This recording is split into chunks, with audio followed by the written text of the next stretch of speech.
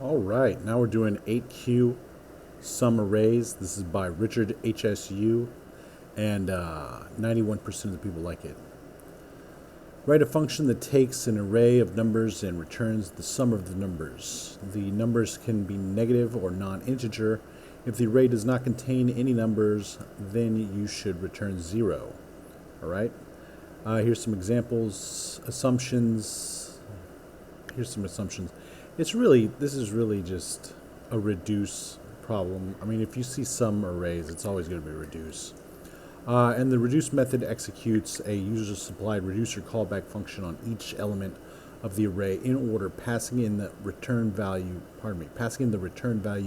from the calculation on the preceding element.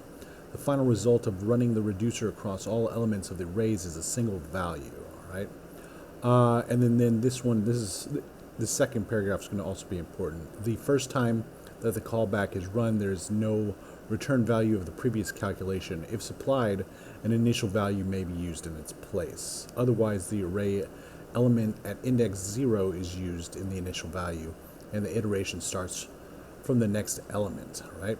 Perhaps the easiest to understand case for reduce is to return the sum of all elements in an array. Right?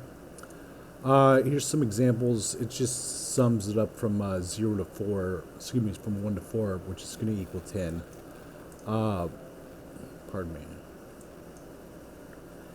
And here's the, this is going to be the syntax we're going to use right here, plus we're going to use the initial value.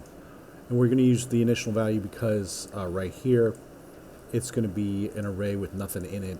So we're going to need to have a 0 in there somehow.